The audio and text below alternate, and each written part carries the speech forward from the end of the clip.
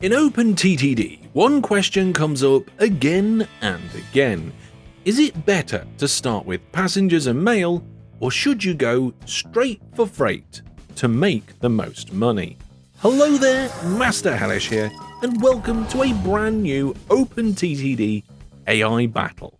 Today we're putting this long-running debate to the test using two clone copies of the HOGEx AI.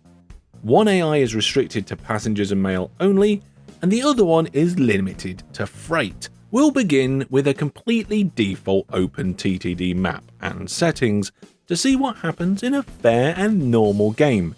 Then we'll take a quick look on how the results might change under different conditions and restrictions.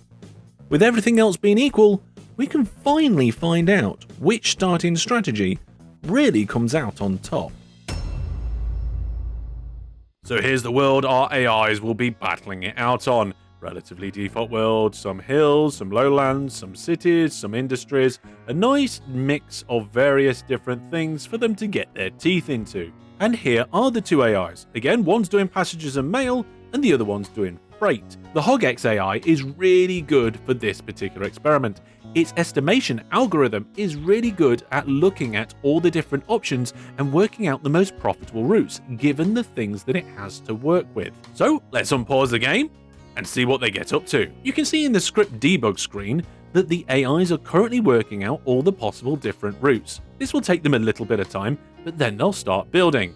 This one's of course looking at the passengers at the moment, and over here, this one's looking at grain, at farms, lots of grain, some oil wells, trying to figure out if those routes are going to be the most profitable. It'd be interesting to see exactly what it decides to do in the end. And it is the AI working on freight that just gets in a route first. Let's see, here we go. Oh, it is building from a farm, a very long straight line, and it's doing it quite quickly over to a factory. Let's have a look at this particular farm. Is it a good farm? Oh yes, it's quite good on the grain, not so good on the livestock. And of course, it's going to be building a train. There we go, trains out the depot and in. Okay, first steps have been taken by the freight AI, and it is a farm. On the other hand, for the passenger AI, it's gone straight in over here, and it's currently building a railway line from one town to another, from I think it's Manningway to Fort Headingstone-on-Sea. Now it looks like it's a relatively long line going between two okay-ish towns. We can see that this place here is 1,451 in population, and the AI is using spread stations to get good coverage in the town. And on the other end, it's doing a similar sort of thing. The freight AI is not standing still though. It's got a second farm in already, over to a different factory. Now this is not brilliantly optimal. If you can get them all to the same factory, you then only have to build one line to get the cargo out. But at the moment, it seems like it's not getting cargo from any of those factories. And yep, we've got a third factory in. Oh, okay. One of the AIs is definitely going more aggressive than the other AI at the moment. But what will that mean in terms of profit? Well, at the moment, neither AI is doing particularly well on profit, and that's just because none of the vehicles have actually paid out yet. All the passenger trains are currently quietly loading, as are the freight trains. Looks like we have our first freight train on its way. We also have a passenger train on its way. Okay, let's find out how much money each of these vehicles make for their first journeys. It might give us some sort of indication about who's going to end up with the best start in the game. Now, whilst they're on the way, let's take a quick look at the cargo payment rates for all of these things. Passengers and mail, grain and livestock. You can see that grain and livestock are both very high, but drop off quite quickly in terms of payouts. Passengers don't pay out as much, but let's see what really happened. Okay, the passenger trains just got there first. It's unloading. £20,000 income for the passenger and mail service. Okay, time to keep an eye on the freight one. Now this freight train appears to be going a little further. That should net a little bit more money, but it's going to take longer to get there and longer to get back again. 27,000. So for an individual train, it is making more money, but what's the overall balance on that? Well, you can see that some of these farms are filling up on livestock and grain. 204 tons of grain waiting at this farm, and we've got 196 tons of grain waiting here. But if we go have a look at the passenger stations, this one, 116, 120 odd passengers. This one over here, this one's got a load of passengers at it, 310 passengers already. And even down here, this little tiny station, 134 passengers. It looks like the freight one had a bit of an early start, but now the passenger network seems to be slowly growing faster than the freight. And the first marks for the operating profit are in. But as we've only just had trains delivered, this hasn't registered just yet. We'll have to wait for a few more months to find out exactly how it's going. In terms of bank balance, we can see that both of the AIs have done a pretty similar thing, taken out most of the loan and only have a little bit of bank balance remaining. If we're looking at company value, we can see that the passenger AI has managed to raise its value to just over £100,000 and now has 7 trains. The freight AI is currently struggling with 3 trains, but are these going to pay off more and allow for better growth? Now, while you can chain industries together, they tend to be quite spread out, and that can be quite difficult to do. But here the AI has got a nearby town, and it's got a short railway line delivering and transferring passengers to this station here. Those transferred passengers are going to then be picked up and taken all the way down the line and will help with the profits. Speaking of profits, we have had our first marks in the operating profit, and you can see that they're both quite similar, following the same sort of trajectory. So in the first few months, passengers and mail and freight are certainly very close. But how will that play out? Freight AI has managed to get another train up to 4, but that is now starting to lag behind. The passenger AI is up to 9 trains. And another line is going in for the passenger AI, building across the countryside, almost in a direct route between the 2 stations, just adjusting the land and building bridges and tunnels where needed. One of the things that surprised me is that the goods are now being produced at these factories, and one of the things you can tell about goods is they are very good at getting profit. If we add goods to the payment graph, you can see that they far outweigh all the other cargo types we've looked at so far. However, you can't start with goods, you need something to make it in the first place. And it's about now I'm expecting the freight AI to start taking into consideration the goods being produced at some of these factories. And we have our first deviation on the profit graph. The passengers and mail AI has continued its growth pattern, where the freight AI has seen a bit of a dip. This makes some sense. That dip usually comes from trains having to wait for more cargo. Now, whilst the payment rates of some of the cargo is much greater, you only get it in one direction. So whilst the cargo trains filled up, went to its destination and paid off, they came back without paying off. And the passenger services? Well, they picked up passengers and got money in the return direction, getting money and then getting money again. Now that the freight AI has more money, it's starting to build a little bit more of a complicated network. It's found a coal mine with 112 tons of coal per month, and it's got trains going down the line over to a power station. Coal is one of the things that pays the most, straight out of the gate. You compare it to all other cargo types, discounting valuables because they're so rare and difficult to get hold of from the middle of the towns, and discounting goods because it's not a primary, you can see that coal far outperforms all the other primary cargo types. So while some of these cargoes pay more than passengers, the trains have to return back empty. Whilst these passenger trains, they're doing profit in both directions. And it's these differences in variables which make it an interesting question. How will all these different things balance out? Well, right now in the operating profit, the freight is starting to bounce back, but the passengers and mail are still climbing.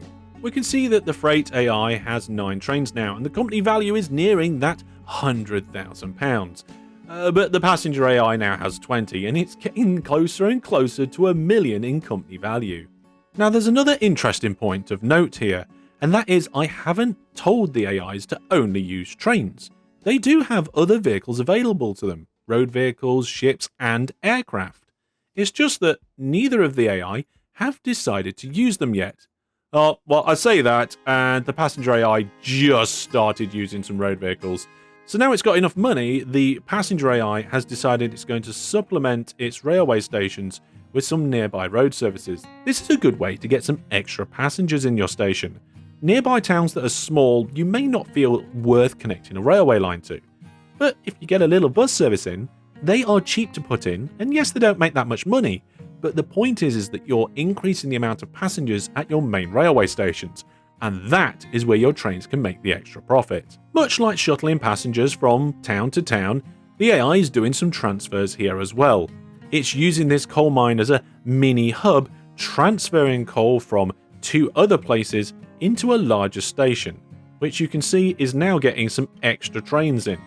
Now, as the AI gets more money and there's more coal to pick up, you can see that it's now getting bigger and longer trains. Originally it was using shorter, small ones like this, and it looks like it actually might be in the middle of replacing and upgrading it. Let's have a look. Short train goes in, and there we go. It just got removed. Oh, look at this, a dual coal station. Now each coal mine doesn't actually output that much, they're relatively low producers, but to get 2 right next to each other like that and be able to service it with 1 train, that's pretty good. I'm not sure either of the AIs are probably going to make any sort of attempt to connect to this little town though. And if we have a look at the operating profit, we can see that things are just getting better and better for the passenger AI. Now the freight one is improving, but it's that snowball effect. The more money you have, the more you can expand your network. Taking a close look at the industry list, we can see the places that are being serviced. We've got some coal mines and a few farms. But you can see that some of them, they're not getting a very high transported rate. That's because the lines are long and singular, and it takes a long time for that 1 train to get there and back again, and by the time it gets back, the ratings are low and you don't get much transported. Comparing the station list tells more of the story as well. You can see that the passenger networks have far beyond expanded the number of that of the freight. Not only that, the amount of cargo available for those trains is much higher. Some of these farms and some of the coal mines don't really have much waiting at them for the trains to pick up. Here the passenger AI has 5 trains taking passengers and mail out of this station, but yet there's over 3,000 units of cargo to be shifted. Now it does seem that that coal route has started to kick in for the freight AI and is making them a little bit more money, starting to accelerate on the operating profit graph. And if we have a look at their trains, we can see this. So far this year, this 1 coal service with 6 trains has made 213,000. That's quite a lot in May, and is actually outperforming the top vehicles from the passenger network. Although there's only 4 in that group, they've made 176,000. So after 2 years, we can see that the passengers and mail definitely got the best start off the line. They've got the bigger company value, more trains, more money, more vehicles. But how does this then translate into the mid gameplay? Well, let's push on a few years and see what happens. And after 5 years, the freight AI has managed to pretty much catch up with the passenger network in terms of the profit it's currently making. However, the big difference comes when you look at the company value graph. You can see here that the passenger AI far outperformed the freight network. And while both companies have paid off their loan, the passenger network has so much more cash on hand to be able to expand still. Let's jump forward to the mid-game and see then how things change. Well, after 15 years of gameplay, we can see the world is very populated, and there's some areas of the map where there are train lines left, right and centre. But it's not just train lines. We can see that the AIs have expanded into using airports. And it's not just the ones for the passengers. The AI doing freight has also expanded, using it to transfer goods by the looks of it, and also getting in on some valuables. And the networks have grown and got into quite a bit of tracked spaghetti. In fact, looking at the world map, you can see how both AIs have lots of really long lines spanning the world in all different directions. But what has this done to the companies and their profits? We see that passengers and mail come out on top, and whilst the freight AI did really well, having a company value of over £100 million, the passengers and mail one was over 160, a good substantial chunk more. And you can see how that reflects in the company value graph, and not only are they both going up, but they seem to be both diverging too, where the passengers and mail is actually accelerating quicker than the other AI. So it seems in a default scenario, the AI with passengers and mail outperformed the freight no problem. Even though passengers and mail pay worse than coal and goods, it's just so much more abundant. And of course, unless you do extra special freight networks, you get the money in both directions, unlike freight. But what would happen if we ran the same simulation and restricted them just to trains? Without the use of aircraft, could the passenger AI maintain its lead? Let's find out. Now in this simulation, the red one is passengers and mail, and the yellow one is the freight. Let's fast forward as fast as we can and see what happens to this profit graph. Okay, so both of them are shooting up, meeting up together, but then there's the divergence. Yellow is actually pulling away this time with the freight. Interesting. Oh, no, wait, no. Passengers are now climbing up even more. It's taken over. Oh, but they're crossing over again. This one is much closer than the last simulation. Oh, this is turning out to be a right battle between the passengers and freight this time. Well, after 10 years, it's pretty much even. We didn't get the big difference that we got last time. Now this is making me wonder, do we get different results on different maps and with different seeds? Well, just to be sure, let's run each of these two simulations 3 more times. So after 80 years of simulations, we can look at the results. And here on screen, you see the results for when they've got access to all the vehicle types. In all 4 of the simulations, both of the AIs did quite well.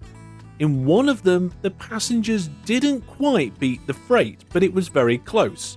And in 2, it beat the freight comfortably. This says to me, if you have access to all the different vehicle types, passengers definitely give you a good start. However, if you restrict things to just trains, you can see that it is a little bit of a different story. And in fact, in one occasion, the passengers did quite poorly. This means that road vehicles for supplementing train routes and also airports for passenger services are quite important when it comes to making money with passengers. But you can see that these results do vary from simulation to simulation.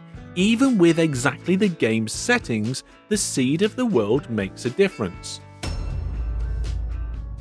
So what I've done is I've set up an even bigger world, and this time instead of having 2 AIs, we have 14.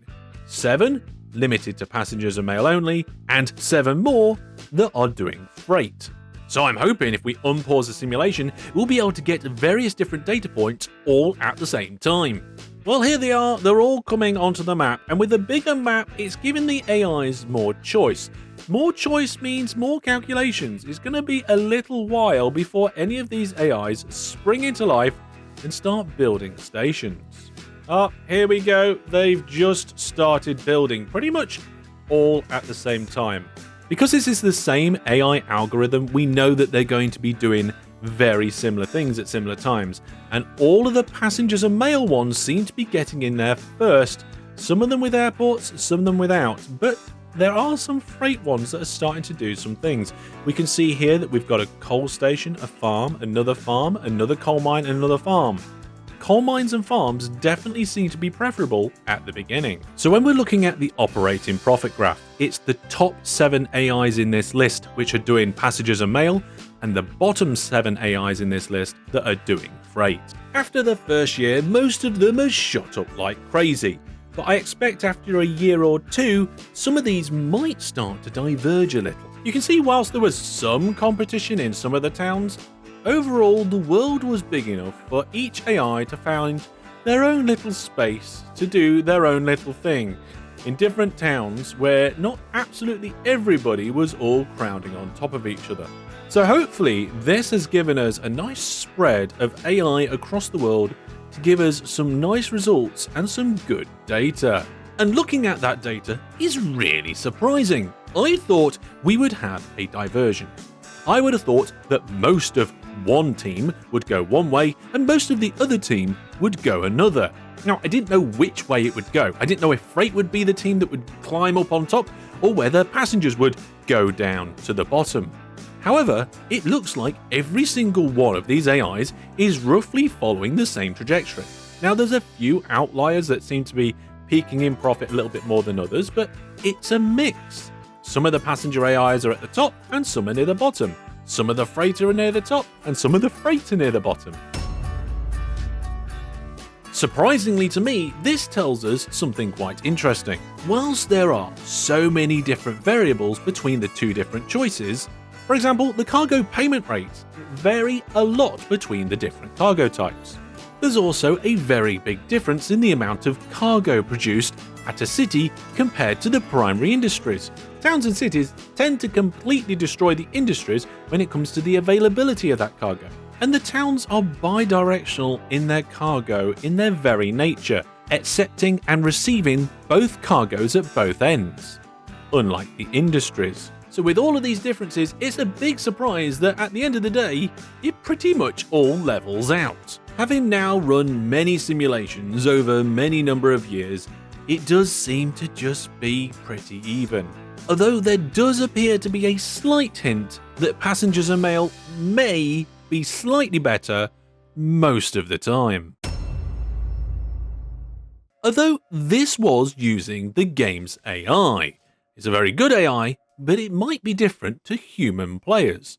So I tell you what, if this video gets over 1,500 likes, then I'll do another video where I will get two teams of humans and put them head to head with the same challenge. So now's a good time to put your prediction of what you think will happen down in the comments when the humans have a go. So there we go, click the links on screen or in the video description to check out my other AI battle videos. Some of them are pretty huge. Thank you very much for watching and I'll see you in the next one. Take care and for now, goodbye.